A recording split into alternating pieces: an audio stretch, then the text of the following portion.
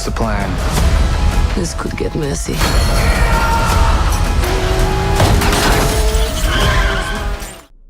Bipolar disorder. Hi, welcome to Bomb Squad Matinee. I'm your host and master of ceremony, Tanner Richard Kraft, and with me I have... Meth. Back to you, Tanner. Amphetamine. Back to you, Tanner. Okay, so this is an audio podcast. Will you please say your goddamn names? Sorry, I'm Rein Conversey. If this is your first time watching the Bomb Squad movie nights or podcast, a lot of times people do a pun instead of their name, and I realized I've never done that, so I was like, I should say meth. Like, that'd be funny. But then they all say, be like, I'm Rein. That's also good. Scott's been on the show 3.5 years ago, but now he's a member of the Bomb Squad, aren't you, Scott? Sure am. Passed my exam and everything. Yeah, we make him take a test. Yeah. But yeah, we're here to talk about Thunderbolts, hence my mentioning of bipolar disorder. Because Thunderbolts is a movie that has a lot to do with like mental illness and stuff. At least in terms of its theme. Rein's like, what? Really? What? Where'd you get? I didn't pick that up. See, Rein, I'm like 99% sure he's kidding, but there's this weird 1% chance that he watched Thunderbolts and somehow that all flew over his head. He's like smart, so that wouldn't happen, but it's like not impossible. I am dumb, but I'm smart in the way that I wouldn't be that dumb. Yeah. But before we get into it, we have our classic warm-up question, which today is, what's your favorite movie about a bunch of losers teaming up? Rein, that's a good one. What's your favorite movie about a bunch of losers teaming up? You gave me a great one before the recording. Yes, I did. A great one, and by great, not... It cannot be repeated ever. Yes. It was really hard to come up with one answer for this, especially because there's so many great, amazing movies that are like almost count, like to the topic of the question. It's like, it doesn't really count. Like it's like you had to, like, I feel like it has to be, it can't just be a good movie about a team. It also has to be like, ideally, I feel like the question, like them coming together, but then not only them, but also they have to be a lot of sad sacks and a lot of losers. Anyway, I don't know. A couple of answers I had. I wanted to say Flow, but that'd be such a big stretch. I guess these animals are losers because of climate change. But man, I love that movie. I love those little guys. I think that might be technically of the movies I thought of the one where I might like that one the most.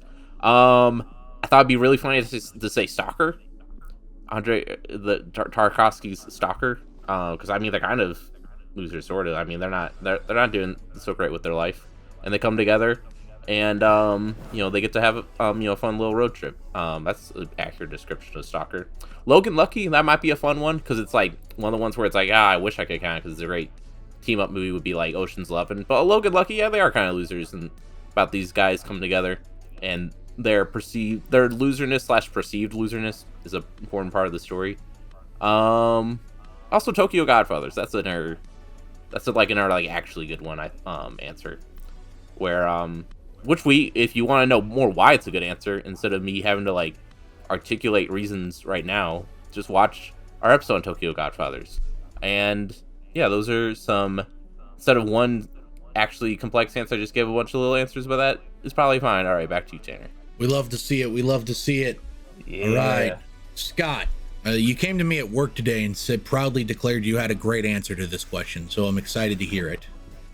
Yeah, well, Rein kind of steered really close to my answer. I watched Logan Lucky actually recently, loved it. I'd seen it before, but loved watching it again. My answer is, I did a single answer and fought really hard to defend it.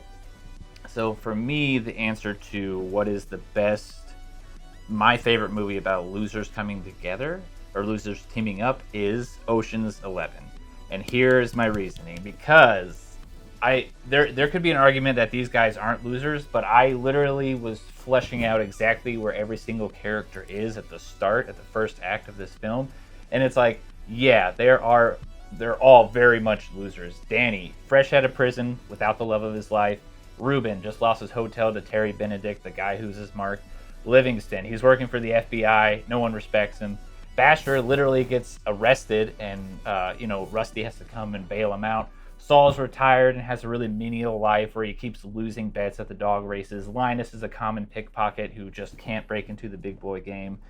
And Frank is like a second-rate Atlantic City card dealer. Like, the only people that are actually doing kind of okay is Yin, the grease man, because he's like a world-renowned performer at the circus.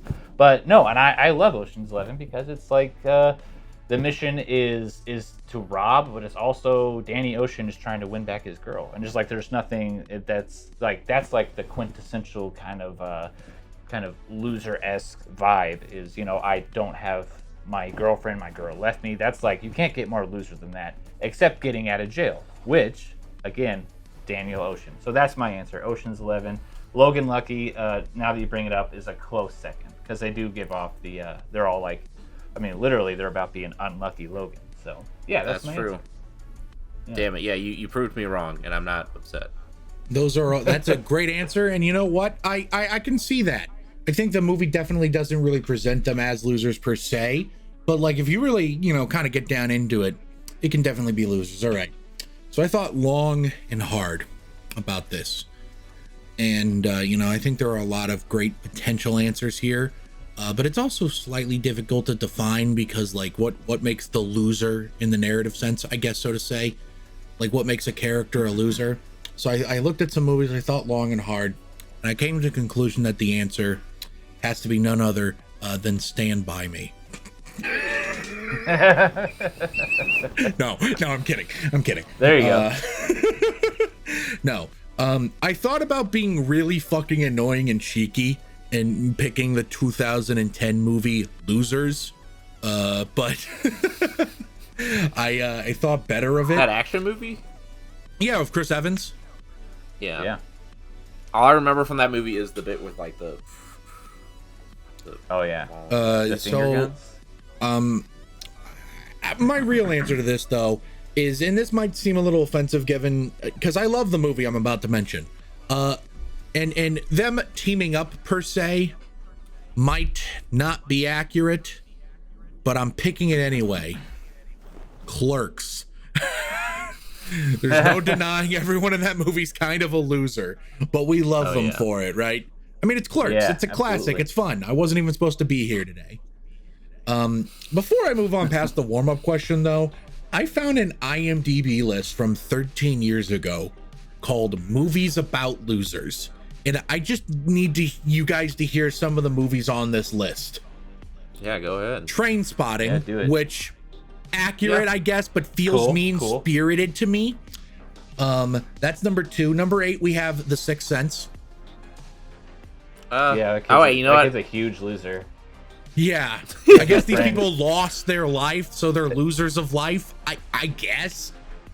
Haley Joel Osment has no friends, and he talks to ghosts. 50-50. I mean, there's a loser in that. Little Miss Yeah. Sunshine. Actually, I Bryce haven't Dallas seen it. Howard. What else do we got? We have, yeah, here we go. Edward Scissorhands. Yeah. I mean, I guess. Yeah. Psycho. School of Stand-up Rock. guy. That's a bunch of children. Yeah. I mean, I guess they're all kind of dorky, weird kids. But... 2002 Yeah, masterpiece directed by Sam Raimi's Spider-Man. Here's Ah. a great one. 53. We need to talk about Kevin. yeah. Yeah, that's a movie about losers. Sure. The whole town loses. Oh, yeah, 70, which is where I got the idea. Stand By Me. Wow. Okay. Yeah. I got the idea to say that as a what else is in here? Is it in there? Yeah, because isn't 90, don't they like call themselves the Loser Squad or something? Yeah, Or am they're I the thinking Losers I of think something so. Yeah. 92 Full Metal Jacket. Yeah, those guys suck. 96 M, like the Fritz Lang movie. I have no 98 clue. Paris, Texas. These are all. I mean, I guess all of these count. 94 The Elephant Man. Oh boy. 107 Grizzly Man. Wow, this is really mean. This is like a This is. It's not like a long list, but it's a really mean list. 118, The Shining. Oh my gosh. 123, Carrie. 125, Leaving Las Vegas. I want to believe you made up the out of order numbers. You made them up, and this is actually the entire list, and it doesn't have anything like Bad News Bears or whatever. It's just I've not seen Bad News Bears here yet. Lars and the Real Girl. I guess that fits. It's a better answer than freaking Elephant I think Losers it's plural. Specifically Rob Zombie's Halloween. And we all lost. Finally, at the end of the list is Trash Humpers. So I think that kind of rounds it out very well. But we're not here to talk about Trash Humpers, Rob Zombie Halloween, or 145 on this list, which is Midnight Cowboy. We're not here to talk about any of that. We're here to talk about the newest picture from Marvel Studios, Thunderbolts Asterisk. That's right, we're here to talk about Thunderbolts Asterisk. What does the asterisk mean? At this point, if you don't know, that's on you. It means the new Avengers. So this is kind of technically an Avengers movie, which is neat. But what did we think of it? Is it worthy, quote unquote, of the Avengers name?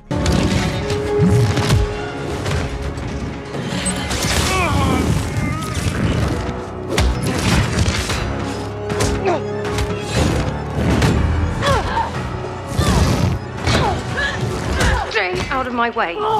Scott, we'll start with you. What did you think of Thunderbolts Asterisk, the new Avengers, whatever the fuck this is called?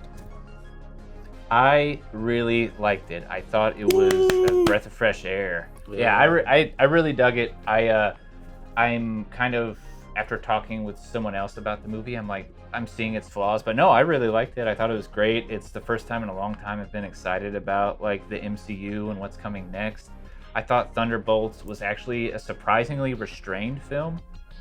You know, I was talking to someone about how like you expected the film to cut away from the vault once they're like, oh, we get it now. We're all sent here to kill each other and let's break out of here. And any other movie might, just cut to the next thing, but it didn't.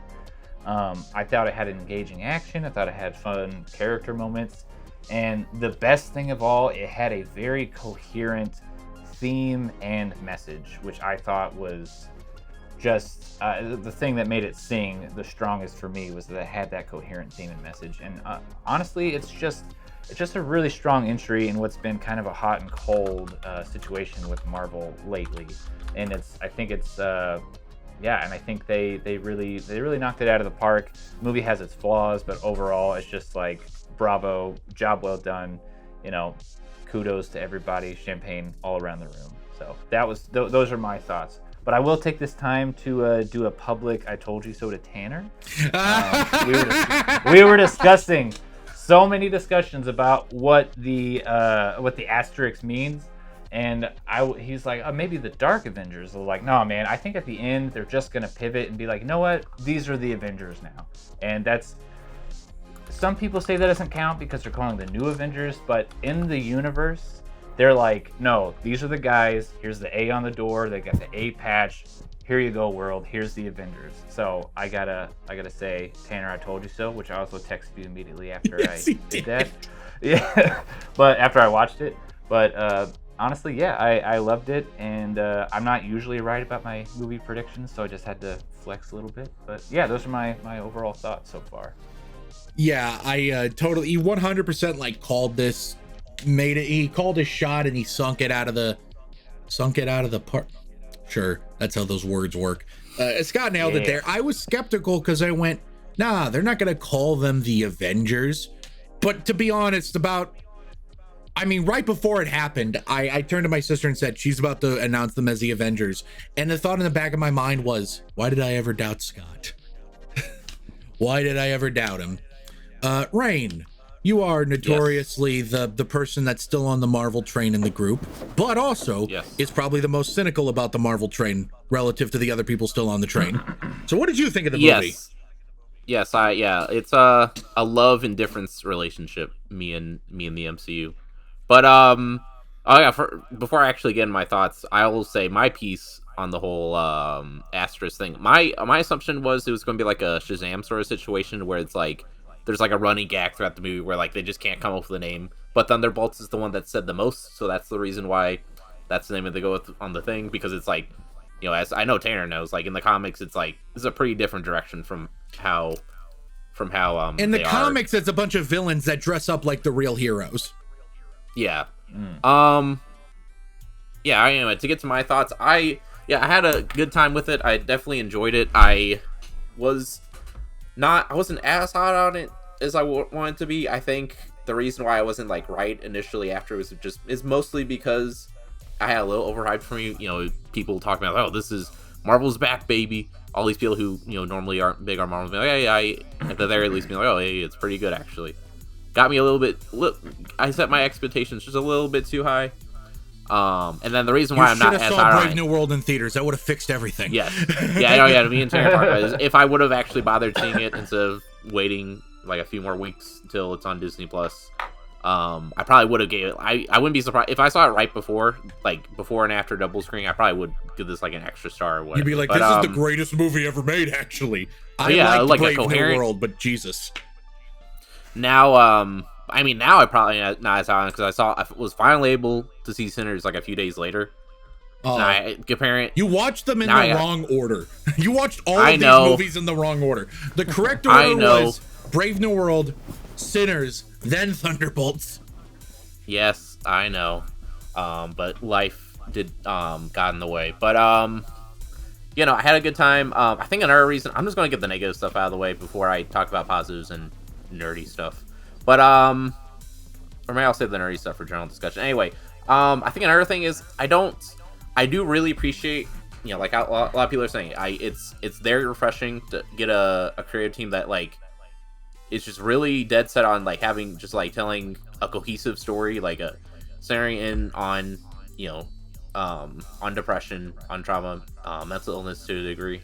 That is very, it's very refreshing, especially, you know, for a Marvel movie, for a blockbuster to be able to just like pace itself, to be restrained. Like Scott said, I think that was, you know, a great point, is just showing like, putting the basics of the story first, was very nice. I like how the finale was just like a kind of like a weird, like a dark invert, which, you know, appropriate, you know, considering the final name they go with, like a dark inverse of the New York battle, which in retrospect made the whole New York, or all the, like, I did kind of groan a bit during the museum scene when they showed like the stuff from the New York invasion, like in the museum cases, like, oh god, this is like the 15th time an MCU thing has done this. We get it. It's a miracle you made the Avengers. Shut up. But I mean, it fit with the story. You know, very likable cast.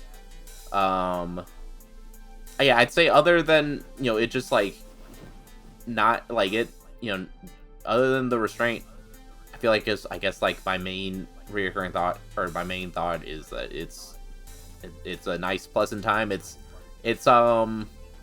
I feel like it's reductive to call it like Diet Guardians of the Galaxy, but it kind of feels a little bit like that. It kind of. Sorry, I'll let you continue, but I think there are very different dynamics at play here, but I'll let you continue. Yeah, in a very loose sense, in the sense is like, oh, it's a bunch of traumatized losers who realize, you know, working together, you know, teamwork, coming together, we can overcome our issues. When you step closer in, then the analogy kind of, the holes in the analogy show up, but, you know, you stand back, he's like, oh yeah, it's the Guardians, but not as funny and not quite as tear jerky. But that's my general thoughts. I'll rant more. I'll save some of my other thoughts. I think are probably better for general discussion. So I will probably wrap it up there, I think. Also, well, man, I love the Sentry effects for the Void. So simple, but so perfect. Yes. Yeah, that's another thing where it's like, this is like so much more effective than giant blue laser in the sky. Yeah. As like a visual, you know, and also it ties in the themes. Yeah. But like, you know, it's it does. I think the best thing you can say about Thunderbolts is it does more with less than most of these MCU things do. And yeah, sure. that sounds like a good place to wrap it up. So I'll back to you, Tanner. It had a strong, coherent vision. Okay, so I'll be honest. I think I'm obviously the hottest on this one here. There are maybe some personal circumstances that influenced my opinion of the movie that I can't really elaborate on. My hamster died the day I saw this movie, so when I saw the hamster in the movie, I thought, no, I'm kidding. Anyway, yeah, I fucking loved this. This was amazing. I loved how it was a commentary on mental health. Like, okay, first off, nerdy bullshit out of the way. Like, just as like a Marvel fanboy, this is gonna sound dumb. This is gonna sound like, oh, you don't like films, you just do fanboyism. This movie made me excited for the future of the MCU in a way that I don't think any of the previous movies really had. And don't get me wrong, there are movies in there that I love. Spider-Man No Way Home, Eternals, Shang-Chi, Doctor Strange in the Multiverse of Madness, Wakanda Forever. Those are all great. I think all of them are great. None of them really got me excited per se. Like, I really liked Deadpool and Wolverine, but it was so like, again, I mean, you called it not a movie. So it's not a movie. This is the first they made a movie again. It's been a while, but they made a movie again. Marvel did. This one's like a real movie on top of being an awesome fucking theme park ride. They also put a real movie on the theme park ride. But like, this one made me excited in the way that like I can see the pieces are going forward. I'm really attached to these characters now. I'm excited to see this set of characters interact with other characters, which is sort of the whole point of the MCU-ness. And in a weird way, I feel like the MCU has kind of lost that in a weird way. Even though it feels like as crossover-y as ever, it doesn't feel like there was some for me, spark missing. Yeah, what do you mean, Rein? For me, yeah, I've noticed that too, and I've had a problem with it. For me, it's that it doesn't feel special. It's done a lot, but there's I don't know, I guess like, because I think part of what made the Avengers fun was it's fun to see, like, oh, this guy from the war movie, this guy from the monster movie, this guy from the the science robot, like I was seeing like all these different things come together. Granted, these they feel kind of, maybe this analogy doesn't work because half of them are all secret agents. Anyway, back to, sorry, I interrupted. In general, though, I think I get what you're saying. This feels like Marvel took these leftover pieces they've forgotten about and put them in the room together. It sort of recreated that lightning in the bottle that the first Avengers movie kind of had, you know, in a way, because like these characters were all independently set up in their own movies, in a way. I mean, Yelena was set up in the Black Widow movie pretty sufficiently. That same movie also sets up Red Guardian and Taskmaster. Taskmaster, who was a very big part of this movie. Huge, gigantic. But like Red Guardian, that's no different from Black Widow being introduced in Iron Man 2 or Hawkeye being introduced in Thor, to me. John Walker, he was a major character in one of the TV shows. Ghost was the villain of an Ant-Man movie that came out 7 years ago. Yeah. Really put that one on the back burner, which is awesome, mind you. That they have brought her back. That's why I'm Marvel, not complaining. And then Sentry is introduced in the movie proper, which I guess that doesn't really apply to the first Avengers, but still. My point here is that, yeah, there's 2 super soldiers, a super spy, 3 super soldiers. I fucking forgot about Bucky. That's what I was forgetting about. But like the spare parts, the leftover parts kind of thrown together, all of their dynamics work really well. I'm gonna be honest, Florence Pugh in the MCU up until this point, like I didn't dislike her character. Florence Pugh is a great actress. Nothing about her. I was pretty meh on Black Widow. She wasn't bad in it. I just remember thinking it was really funny. She somehow got nominated for our supporting actress award at the Bomb Squad Awards, and I had to find a clip that showcased the acting, and in every clip I was just like, there's the fucking accent again. The accent's gotten better, but again, she was meh in Black Widow, she was meh in Hawkeye. Here she really works. Here she really works, and I think it's because they centered her in this story. My thoughts are really scatterbrained, forgive me, but like all the character dynamics really work. I love Lena's and Bob's / Sentry's thing. There's something I want to say there, but I'll get into it in general discussion. All the acting is great. The character dynamics are great. The action set pieces, which are surprisingly few and far between in this movie, are all pretty damn solid. This movie looks great, which is funny considering it has such a muted color palette, which is often a complaint with these Marvel movies, but like it's a muted color palette, but it has contrast. Yeah, no, I agree strongly. That is a complaint I'll complain about too, but I think it actually, like, it feels like a coherent, like, intentional choice here, actually. Like, again, like less is more. The stuff I loved about Deadpool and Wolverine, like, overwrote the part of my brain that goes, this looks washed out. It just overwrote my brain, and at parts it looked good, so, like, I don't know. I'm really scatterbrained, and there's a lot of nerdy stuff I want to get into, but I feel like that's better saved for general discussion. But, like, overall, I think this movie's great. The cast is great. I love kind of where it's setting the MCU forward. And boy, I really hope the Russos still have their Infinity War juice, because if they don't, it's gonna piss me off if they ruin these characters. But I like their last two Avengers movies. I think they do. So I have no reason. I think they do. Here's what I think with the Russos right now. I am currently of the opinion that the Russos and Marvel clearly need each other. Yeah, they are big studio directors. They clearly like old Hollywood kind of. Like the Russos, with the Gray Man, which is arguably their best post. I haven't seen the Electric State. I've heard it's dog shit. I didn't watch Cherry. I didn't hear good things. I watched the Gray Man. I thought it was okay at best. Yeah, the best description of them I've heard is that they're like old Hollywood directors, where like they need the big studio producers. They need a heavy producing hand, which is fine. And clearly the Marvel needs a director that can do that for their Avengers movies, because they can juggle the characters. So like I have confidence I'll like the next two Avengers movies, and if I don't, it won't matter as long as Tobey Maguire and Hugh Jackman suck each other off. Anyway, that's all I have about Thunderbolts. We'll move on to general discussion here after a brief ad break. Woo.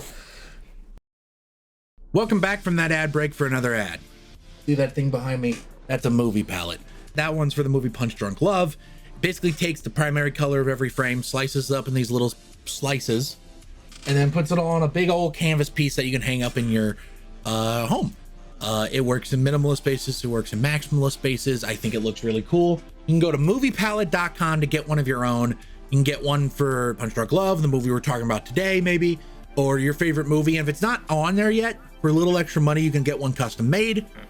So go ahead, add it to your cart. But before you check out, enter the code SQUAD15 to save 15% on your order. Thank you so much. Now back to the show. Okay. So the really nerdy thing I wanted to bring up was I thought Sentry was beautifully done. I think it was like a it would have been really easy to give him like a dissociative identity disorder thing.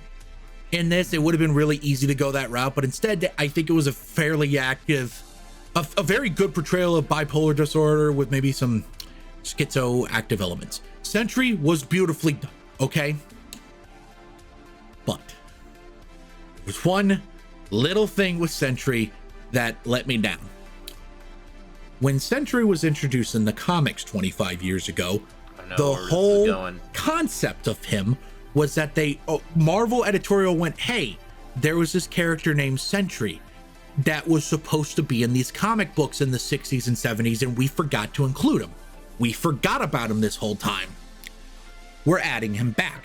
The characters in the universe are supposed to be like, Sentry? Who are Sentry? And Sentry's like, I was there. I was with you when the Avengers were formed. I'm a founding Avenger.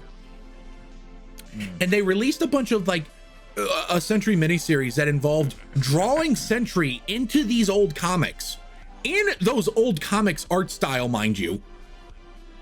And basically the whole idea was Sentry was here all along. We just forgot about him. That made the concept by him way more interesting than just this is Marvel's Superman, except he has like a personality thing. In the comics, Sentry wiped everyone's memories of him, including himself. Because whenever Sentry came into power, this other being called the Void came into power. And then it's a whole twist when they reveal that the Sentry and the Void are the same being. And like, it's a whole thing. And Marvel hasn't done a ton of interesting stuff with Sentry since they introduced him. But when they introduced him, it was so cool that they like put him in the old stuff. And I was so hoping, I mean, as soon as they introduced Bob and with how he was like, oh, he was a test subject from a recent experiment, I gave up hope on this happening. But my hope was that there was going to be like a little silly montage of the Sentry being in like these iconic shots in like previous MCU things. Like really what I wanted is I wanted them to figure out a way to edit him into the circle shot in the first Avengers movie. If I saw that, I would have been happy. I also think it would have been cool if in the Age of Ultron, that like profile shot near the beginning, if he edited him into there, would have been really cool. So if there was anything about this movie that let me down, it was that. But I don't really hold that against the movie because it's clear to me that was not the story they were interested in telling. So that's fine. I was just really hoping to see that because it would have been really cool. I strongly agree with everything Tanner said. That was another thing for me where it's like, it's kind of almost complaint because it's like, oh, that would have been so cool. It's such an interesting, cool premise. One of my favorite tropes is when like they deal with like the idea of like the concept of once a character stops existing in the canon, then like the idea that it would affect like us, like the actual publication in a way. Like I love that whole thing. But but also like while wearing my comic, I also had to take off that and put on my like real film. Now it's like clearly that like that would just distract from the story they're telling. Like that would just add up like a bunch of needless stuff that like in other contexts would be very super cool and interesting, but in this context, this story would just be like kind of just like way too much. Yeah, that would have felt which is too it's like a shame Deadpool and Wolverine. I read like a Moon Knight comic with Sentry, and also remember like World War Hulk, where he fought the Hulk for a bit, but that's like I don't really know much. He hasn't really done much else. Nowadays, they kind of just take Sentry out to try and power scale a bad guy. Like when Noel, the Venom villain, which you can see in Venom 3, the last, whatever the fuck that was called. Oh, yeah, he was there. And then he lost. There's like a whole thing that Noel, like in order to show how powerful Noel was, he like one-shot Sentry. That's just like, it's kind of like how for a long time in Marvel Comics, if they wanted to show how powerful a new character was, they would have them win in a fight against Wolverine. Like that was like a very consistent thing Marvel did in the 80s and 90s. Sentry's just kind of when we want to show a new bad guy means business, we have him one-shot Sentry. Yeah, it's a shame. But I had something else. Scott, what did you think of that nerd stuff? The nerd stuff, I feel like the thing that you mentioned might have been too like meta, like Deadpool and Wolverine style, like a Deadpool. It would not have worked for the tone and context they were going for, clearly. Yeah, it definitely wouldn't have worked because I did watch some YouTube videos about like Sentry's role in the comics and how he was supposed to be this guy who was actually there the whole time, but he wiped the world's memory. But I think it wouldn't have worked for this film, and I don't think they should have. I hope it was never in discussion because it definitely wouldn't have worked. It would have distracted away from the main story. It would have. It was probably talked about early in development, maybe. Yeah. When they first brought up the idea of putting Sentry in the movie, I'm sure that then was a thought that came up. And most importantly, it has nothing to do with the theme. I wouldn't say. Like I think think it's meta. It's kind of like service to the fans would have taken away too much from the theme to actually have worked in the story. I think it's something that could hypothetically, like for the right story, could add to it. But yeah, for this story, they can't do it now because the way they've introduced Sentry is like they can't. Something they did include from the comics, I'm glad they chose, didn't skirt away from, was the character's history with drug addiction.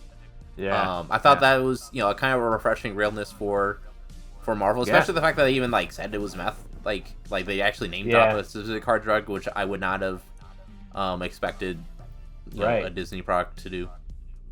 And Deadpool said things like that were off limits. The big thing I did was again, I think it's very nice that Sentry is clear. The Void is not a different personality, a different person in the man. it's all clearly like Bob, Sentry, and the Void all represent different aspects. I mean, let me rephrase that. Sentry and the Void clearly represent different aspects of Bob as a person. Sentry kind of represents his narcissistic tendencies, his hero complex, his god complex. While the Void is like his self-loathing, the depression stuff. But they're not different people. I don't know, actually. Not to say I don't know, and then I bring up a counter example. I can't. I don't know for sure. I don't know enough about these things to say. But, I could see it either way. I felt like Sentry was just Bob in a suit, personally. I don't think it's a triumvirate. I think it's more of a but I took it as, like, thing. Like, during that scene, like, he was kind of... His personality was amping up towards the Void, and then, like, he went full Void maybe after getting, fucked in the head. Yeah. Brain explosion. I feel like when he's in the suit, Sentry is more like, this is Bob when someone like Val starts to, like, seep in his mind these thoughts of grandeur, which his unhealthy mind is latching onto and amplifying. I think it's more Sentry is the other side of the coin of the same sickness, and I think that really it's both Bob. Like I don't think it's. I mean, obviously it kind of is that way. There's like Bob, Sentry, Void, but I still feel like it's more of like two parts, not three. Fair. My whole point was I didn't feel like it was two distinct personas. It was all. It's not a whole of the situation. It's parts of the same whole. Thank you. Yeah. It's not a Hulk thing where like the Hulk is a different person. The Void is clearly just like the worst aspects of Bob coming to the surface. What was I gonna say? Absolutely. Speaking of Val, can we all give a round of applause to like, such a lovable, like, love to hate kind of villain.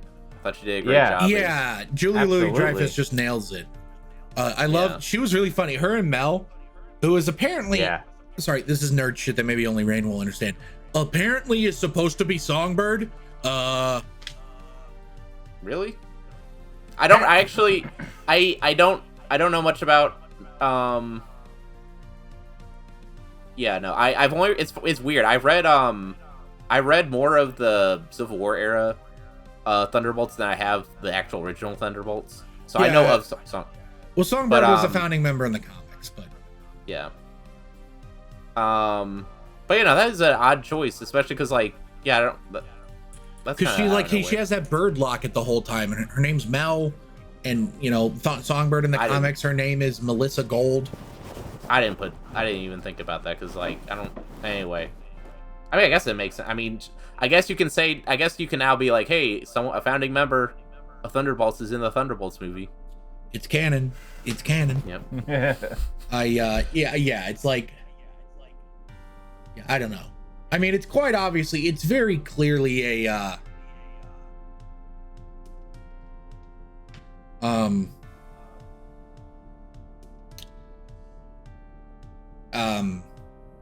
it's like a soft Easter egg. Yeah, thank you. The way they did the Thunderbolts in the movie is clearly very different from what it is in the comics, because like these guys are like anti-heroes that worse honestly. Like I guess Ghost was the only one that was a straight up villain in the previous movie, but she was like an ultra sympathetic villain in that movie. It's like, oh hey, I'm doing this stuff, but it's literally because like if I don't I'm do all doing this, this because my body will disintegrate if I don't. Right. Yeah. I guess example of another nerdy thing that like if I was not taking the story seriously, I would be disappointed because like they clearly like the thing they reference more than like the original Thunderbolts, it seems like, is the like Dark Avengers, like even like in the like thing at the end where like they all show up for that news briefing and Val's introduced them. It definitely like it's reminding me like so much of that like the big hero shot or whatever in introducing the Dark Avengers. Yeah. But and I did part of me wanted to be like, man, it was fun though how you had like a mix of people who do want to do good, like Songbird, but then also just like real, like just true piece of shit people like, that are both taking sides. advantage of the situation. Yeah, like I feel like the best version of that premise is where you have, but again, I get you can't really, but then I have to, again, like what the Sentry says, like that's not the story they're trying to tell. You gotta have the cast they had. Although I'm still sad about Taskmaster. You could have put, I think, if you wanted to make it work as like, you want one guy that's a piece of shit that's doing this altruistic thing for the wrong reasons. Could have slid Zemo in there, but then I don't know. They're already running into the problem that this feels like a sequel to a TV show in part because of John Walker. Which is less of a problem than Brave New World being a sequel to a Hulk movie that came out 17 years ago. Right. And I know from what I'm hearing about Marvel's future plans, it's not going to be quite as bad as it was in the Marvel Netflix era, where like the Netflix shows reference the movies, but never vice versa. But it sounds like they really want to make the shows less important. Yeah, no, that makes sense. Which is probably for the best. It's just a common complaint I'm hearing now that people are like, I don't want to watch XYZ TV show to understand movie. Even though, again, I really do think you get the context of honestly, you could watch Multiverse of Madness and not have seen WandaVision, and I think it makes sense still. Yeah. I haven't seen Brave New World, and I totally, like, just from the trailers, you can understand what she was talking about. She's like, oh yeah, our president is now a red raging monster, or was a red raging monster. Oh, yeah, he's like, in prison cool, now, right? but like, yeah. He's in prison now. Yeah. Like I picked up what they're putting down. It was easy without having to watch. This is a great example of Marvel being good at that type of exposition, as opposed to Brave New World, when Giancarlo Esposito's character was seemingly added so he could explain the plot of the Incredible Hulk in 2 different scenes. You're really selling this movie on me. I liked it. I can't emphasize this enough. I liked it. I don't think you will, Rein, but I did like it. So what you're saying is that the real thing that Yelena was suffering from was Marvel fatigue? Like she was. See, I think they kind of. I think too many Marvel movies to watch. I honestly think the movie was trying to lean into that a little bit. Mm-hmm. Yeah. Like there's just too much, you know. Like, yeah, absolutely. Dude, I would be so depressed if I lived in the Marvel universe. Imagine living in New York. What's rent like in this version of New York? Gotta be way cheaper than real life, right? Has to be. A major disaster's happening there every 4 fucking months. Listen, I don't want to get into this right now, but the events of Daredevil Born Again happen like within a year of this movie. Holy shit. I would hate to live in New York. Oh, yeah. Yeah. The Midwest is just flooded with people. Literally, everyone's coming in from because away. nobody does shit in like Cleveland, St. Louis. Has these movies ever stepped foot in Chicago? Chicago is like the Mecca of America in the Marvel universe. Yeah, I can imagine. Guardians 2 did something in the Midwest, right? Oh yeah, the Dairy Queen. Yeah. That's where you really got to strike. What was I going to say? Oh yeah, sorry, Rein. Yeah, until we see the Great Lakes Avengers, I guess. Yeah, Chicago's pretty safe. They should have called these the Great Lake Avengers. Okay, that does remind me of how, like, leading up to the movies, the, like, one thing I thought was, like, what if at the end of the movie, instead of she says, the new Avengers, she goes up in the podium and says, ladies and gentlemen, I present to you, the West Coast Avengers! And everyone's like, but we're in New York. Yeah. I wonder if they're ever going to do West Coast Avengers. But no, also, why would they do geographical Avengers? That made more sense in the 60s and 70s when they, like, I don't know, didn't imagine they'd have planes that fly halfway across the country in 10 minutes.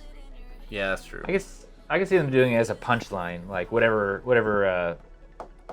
Falcon ends up doing, or sorry, Captain America ends up doing. Well, no, the real reason they won't do it is because then they would have to make sets in Bulgaria that look like Los Angeles, because they can't shoot in Los Angeles.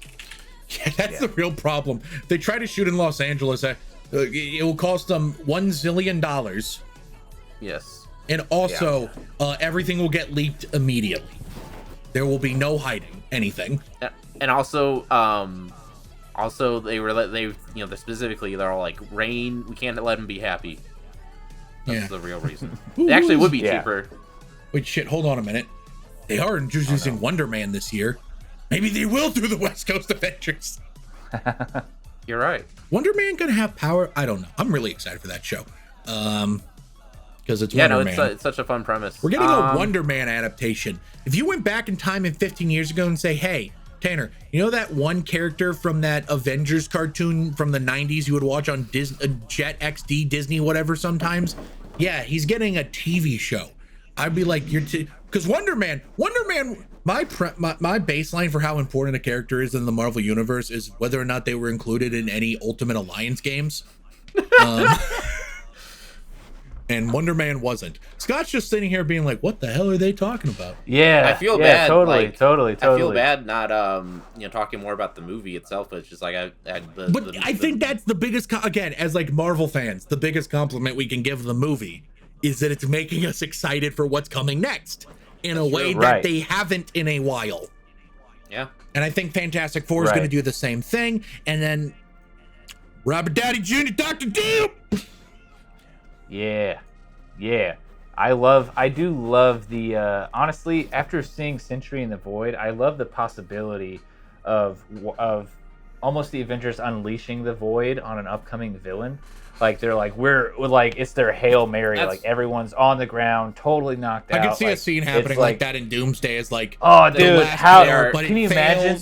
And then Doom wins, so Secret War has to happen. You know, that's like, in my head, I could already see the scene in my head where it's like, oh hey, the guy shot a strong Dr. Doom is Sentry pulls up, he beats him, but then the Void comes up and everyone's like, oh shit, how are you gonna deal with Depression Man now, Doctor? And then he's dead. And Doom's just like, I have no feelings. Yeah, I'm mentally well adjusted. He pops some antidepressants and then he's like, Victor Von Doom just pops a fucking Zoloft real quick, and he's like, I'm good. Yeah. I have a prescription. Sertraline. He just pops Sertraline. Jeez. I think that is just the generic Zoloft. Anyway, but yeah, I do like, again, all the stuff is fun. The character dynamics are fun. And you know what? Absolutely. Did I know she was about to introduce them as the Avengers before she said the new Avengers? Yes, I did. But you know what? I got really excited. I leaned forward. I kind of stood up in my seat a little bit. I was like, oh my God, she's about to introduce them to the Avengers. When's the last time a Marvel movie like really had you like feel that way? Probably No Way Home. Yeah, and again, that was like, oh shoot, I'm about to see Tobey Maguire. It was literally like, oh my God, Andrew Garfield and Tobey Maguire are about to walk through those fucking portals. Yeah, exactly. That is like the last time I think I got really excited like that. But it's even different now though, because that was just me being excited for the next hour of that movie, while this one makes me excited for like the next 5 movies.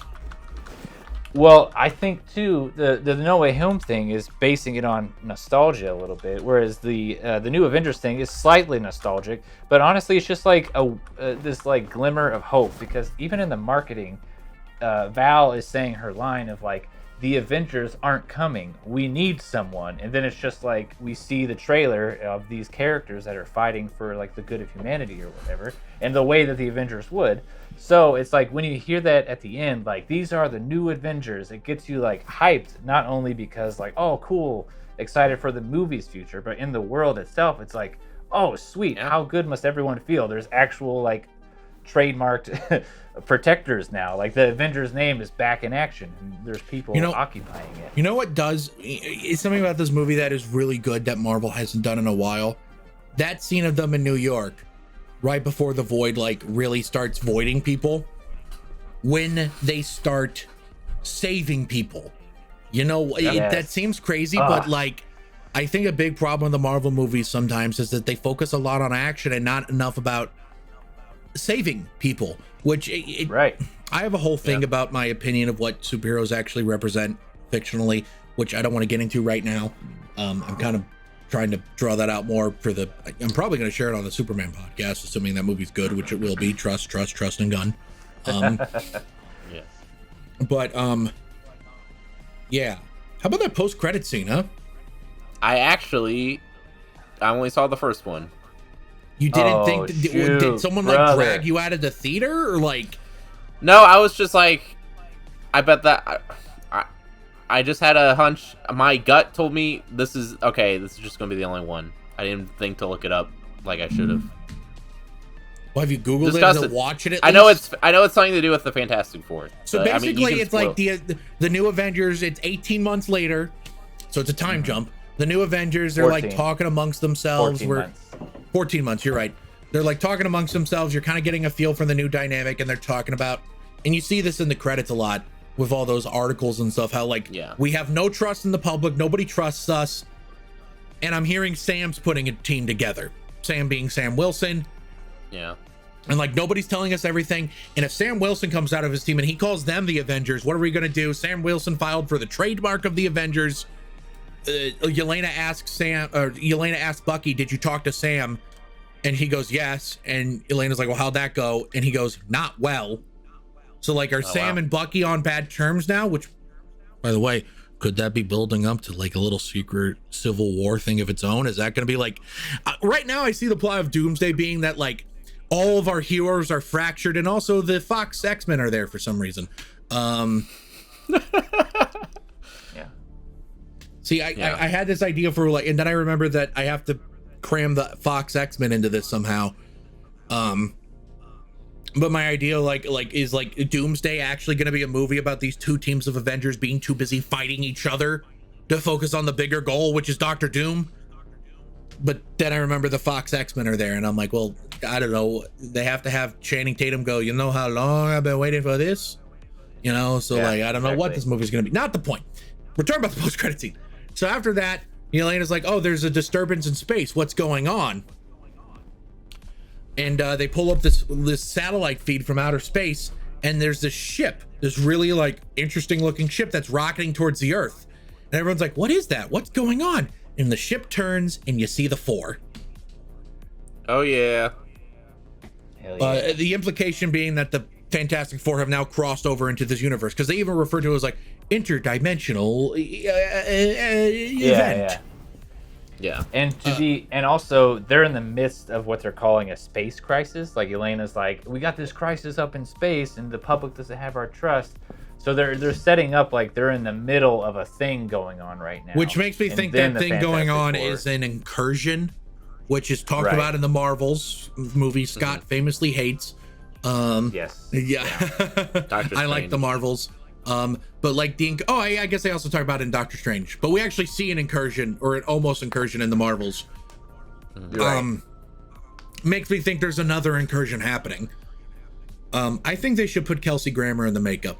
I don't think he should be CGI. I think they should put him in the makeup. Yeah. We didn't get to do a podcast on the Marvels because nobody wanted to fucking talk about that one. So now I can put that out there in the public. I don't care how long it takes. Sit his old ass in the goddamn makeup chair and put the makeup on. Yeah, I didn't have a strong opinion until I saw a side-by-side, like X-Men 3 versus... and you look and you see X3 and you're like, wow, that's the coolest thing ever. And then you see the CGI and it's like, why does his ears look like that? Yeah, it was not good. Clearly, they're trying to make him look like how he did in the early 2000s, where he was more like a weird cat man. And That's I'm clearly sorry. why. Yeah. I'm sorry. They should not be using the animated cartoon theme whenever these X-Men show up. I know it's iconic, but you know what else is iconic? The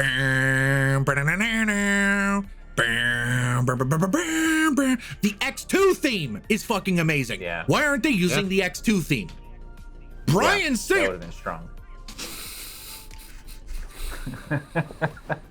I really love the Thunderbolts is great, right, guys? How about them Thunderbolts? It is. I love honestly that post-credit scene sets up so much of the scenario that is now the Avengers. Like it reminded me a whole lot of The Boys. It felt like meanest thing you could have said, but go on. The meanest thing. I still like The Boys side. I also still like The Boys, but like. I love The Boys. The Boys is great, but I'm talking about like the vibe of like they're a corporatized group of people who are being sent out on missions that are like it's like Avengers by committee is how it felt, you know, with even down to the fact that each of them were so manicured and pampered and like had this perfect look about them. Like, okay, these guys have obviously not seen battle in a while. You know what I mean? Like they just look like people who are like, hey, we got a press conference. Hey, you got to stand in front of these cameras and pose. And the Wheaties box thing with that guy's character, Red Guardian. You know, you just get this vibe that like they are like the face, you know, and I can see why Sam Wilson's character would be, you know, objecting to them. The whole point was a big thing in Civil War is that they did not want the Avengers to be a government entity. They wanted independence. Right. Because what happens, and this is actually a part of Brave New World too, because the big part of Brave New World is that Harrison Ford's Thunderbolt Ross goes to Sam Wilson like, I want you to help me rebuild the Avengers. And Sam Wilson's like counter argument to that is, what if you and I disagree about what the Avengers need to do? Yeah. This movie retroactively makes Brave New World better. Yeah, it feels like these Avengers are very much, honestly, the government has the leverage on these people. Two of them, at least two of them, if I'm not thinking of a third one, two of them are like, they have the leverage of like, oh, you guys are actually originally Russian. You were here as spies in your early life. Red Guardian was like a Russian hero. So he was Russian propaganda.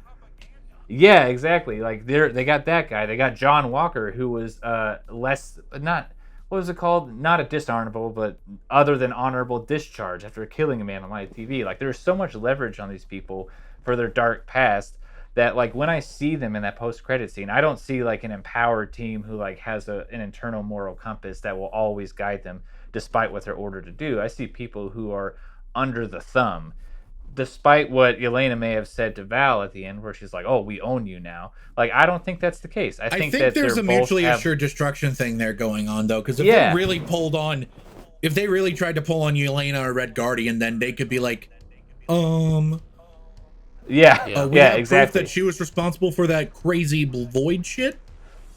Yeah, and then the whole thing's just gonna blow up. You know, it's gonna be terrible. We're probably tapping onto plot points that are probably gonna crop up in Doomsday. Yeah, I think so. Because they really do need to, if they're gonna be able to do anything with all those characters in Doomsday, they have to like make arcs not for people but more for groups. You know what I mean? Like, oh, the Avengers with a Z, their arc is that like, oh, at one point they were like these dark spy hitman people, and then they were turned into the Avengers, but really we know they're not, and like we're gonna watch them like truly transform into these strong Avengers that are like the original, where they have that strong internal moral compass. And you can do that with all these other crops of people, with the X-Men, with Fantastic Four. Like basically the arcs I think are going to be more grouped instead of singular. So like, is Bucky still a congressman, or did he like do you think he's making votes between Avengers missions? He never technically resigned. I fucking love that. I fucking love that, where he's like, I have a real juicy packet. Okay, you know what? This is what really worked about this movie that has not worked in the last like 10 years of Marvel movies, okay? This is something I saw a tweet bring this up, and I think it's great. You know what's driving the comedy in this movie? Because I tell you what, it's not quipathon. It's not quip. I mean, sure, there's an occasional quip, but it's not just a bunch of people delivering perfect Aaron Sorkin, Joss Whedon-ass quips. It's the diversity in personality brushing up against one another that leads to comedy. Absolutely. Which is the core. I know the first Avengers movie had a lot of Joss Whedon's quips, but the core of what made a lot of those quips work was the brushing up of personalities. I also think this is the case in Infinity War and Endgame, and I think in the last few years or so, they've kind of lost that a little bit. They've gone too quippy, and it was nice to not see like a bunch of like stupid jokes, you know? Yeah, well, I guess that kind of comes back to what I was trying to say earlier. I think you have to, if it feels too uniform, it's not as fun. But when there's few things more fun than just seeing, hey, this character from this piece of media I like is interacting with this other character from this piece of media, and they're like getting into these like fun, like interesting, seeing all these interesting quibbles they're getting into. I think quibble is the word. You're correct. And yeah, I think that's a big aspect of it. I think that's at the core of what works here, and I'm hoping that Doomsday can kind of recapture that original Avengers Infinity War in-game type magic. And I also think the rumors that Jake Schreier, the director of this movie, is being offered the MCU X-Men movie is an excellent idea. That's the thing. You know when Marvel's happy with how a movie comes out, because within the trades, within a month, the trades will be reporting how they're basically begging this director to make something else for them. Right. Yeah, they did the same thing with Daniel Destin Cretton, or how do you say it? Daniel Destin Cretton. They got him Avengers immediately, and then when that fell apart, they were like, you know what? You're making Spider-Man, which is so awesome. But that's how you know they're happy with the director. Like, they originally gave John Watts the Fantastic Four. Then John Watts stepped away, and I think that's working out for the best, because then they said, hey, you did an excellent job with WandaVision. We're giving you the Fantastic Four. And it's looking like giving Matt Shakman the Fantastic Four was the correct call, because it's looking great. And for years, James Gunn was attached to doing some other movie for Marvel outside of Guardians. Hell, for a very long time, James Gunn was attached to Marvel to do a Thunderbolts movie. Oh, wow. Oh, shoot. It got stuck in development hell, though, because they prioritized greenlighting sequels to Guardians, and then the whole firing thing happened, and then James Gunn made Suicide Squad. So when, like, Marvel finally had the chance to be like, hey, how you feel about Thunderbolts? He was like, well, I just did Suicide Squad. They are different, but especially similar in the enough. comics, they are completely different, but sometimes they are kind of just some sort of Suicide Squad in the comics too. But yeah, like I can, if you directed one of them, I can see why it's like the too similar to direct the other. But yeah, they're like when Marvel is happy with a director, they'll fucking beg the guy to make something else.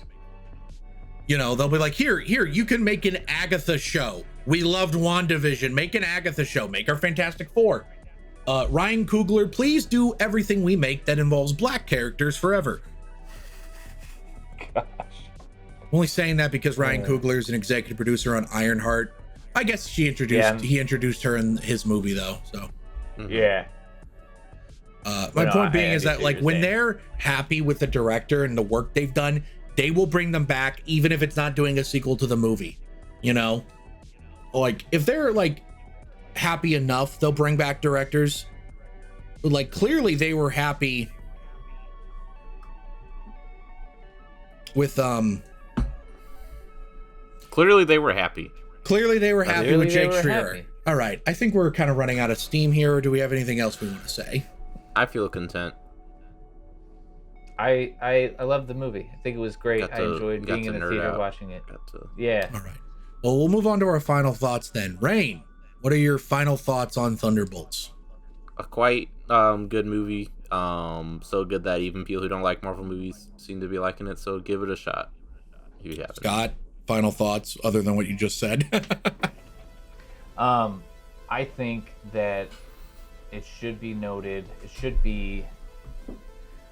We should recognize Florence Pugh because she went from being a side character in Black Widow, basically a glorified cameo in the Hawkeye show, to leading basically an Avengers movie. And I think that speaks to her talent, and I want to see more Marvel led by Florence Pugh.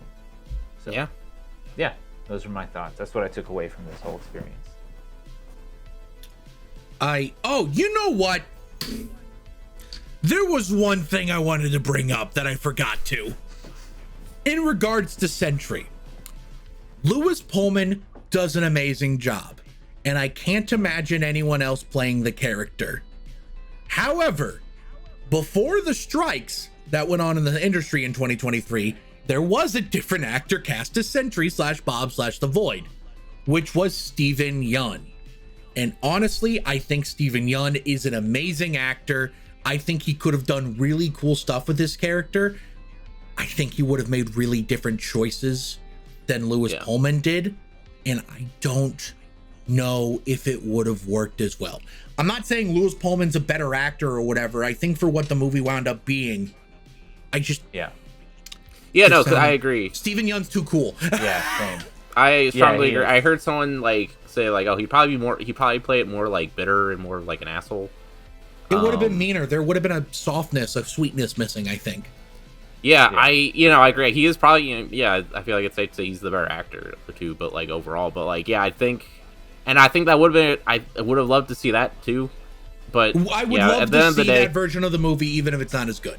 Would love at the to. end I'd of the be day, interested though, in seeing right. it. yeah, Right. at the end of the day, I think this is probably the stronger direction. They should just pull a Fits better. move, the whole Sentry made the world forget thing, where they just recast Steven Yeun in the next thing that Sentry's in, Yeah.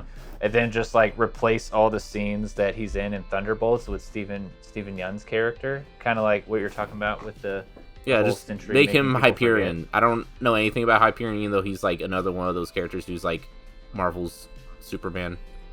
You forget Hyperion exists. Yeah, it's Oh, like wow. I don't. Hyperion. Maybe he's an interesting character, but maybe he's just. But if he's not, just put that stuff on him.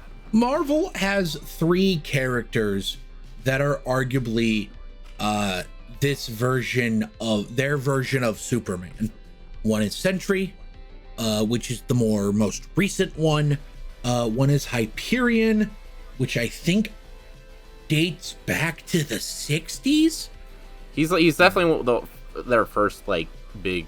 This is our Superman. character. I think it was a Squadron Supreme character.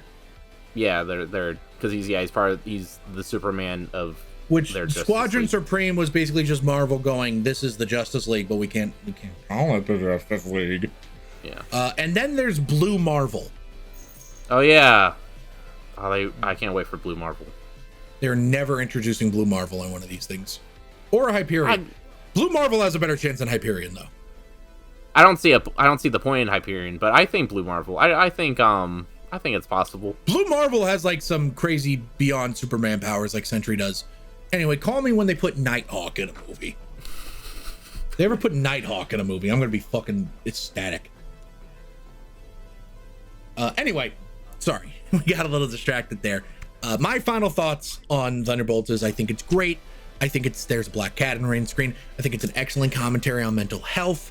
I think it better than Joker on that regard. I have to get my pot shot in, but I really liked it. I think it's a lot of fun. I think it made me cry. It was kind of the movie I needed right now. It's in my top 10 favorite MCU movies. I mean that unironically. I honestly put this around the same ranking I put The Winter Soldier in, which means I really, really love this. And I am excited for the future of Marvel in a way I haven't been in a while. And I just really hope that Robert Downey fucking Jr. Dr. Doom doesn't mess it up too much. We'll see. We'll see, buddy. You know who else I hope doesn't mess it up too much? You! Person watching / listening to this episode of Bomb Squad Matinee. If you are listening on any of the audio platforms we're on, thank you so much for listening. We really appreciate it. How about you mosey on down below? Leave us a review. It helps boost us in the algorithm or something. And if you are listening, how about you mosey on over to our Patreon? $5 a month gets you access to once a month commentary tracks. We have some fun stuff planned. Can't wait for you to hear it. And the $10 tier gets you access to a shout out at the end of episodes. So, my mom, Tanya Kraft, thank you so much for contributing to our Patreon. We really appreciate it. And if you're giving us money on Patreon, if you want to maybe support us even more, how about you head on over to our merch store? That's right, bombsquadproductions.shop. We have a lot of products for sale. We have shirts, we have a hoodie, we have various hats, including the hat that Scott's wearing right now. This one's been a big hit with him. He really loves it. We have some posters for all of our short films we've made. We're trying to get all of them on there anyway. We have a lot of great stuff on there. Order now before the tariffs hit. I don't know if our merch, that's going to have to be something I look into. I might need to adjust pricing soon. So order now. And if you're watching on YouTube, thank you oh so very much for watching. We really appreciate it. How about you head on down over to the comment section below and let me know, what did you think of Thunderbolts? Are you excited for the future of the MCU? Do you think Jake Schreier should do the X-Men movie? Do you think Steven Yeun would have been a good Sentry? And finally, bipolar disorder. Do you have it? Comment below and let me know. And while you're down there, hit the like button so we know how much you like us. Hit the subscribe button so we know how much you love us. Hit the bell icon to know exactly when we upload new videos. Thank you so much for watching. Tune in next week when we talk about like our 5th, 6th Sam Raimi movie on the channel. And this is kind of one of the more obscure Sam Raimi movies, which is crazy considering it has a stacked cast. The Quick and the Dead. That's right. Sam Raimi made a Western, and we're going to talk about it. So make sure you tune in for that. It should be a lot of fun. We'll see you then. Thanks so much for tuning in. We'll see you next time. Bye. Peace. She thunder on my bolts till I asterisk. Just slid my ticket across the table and I said, sorry guys, I gotta see about a girl.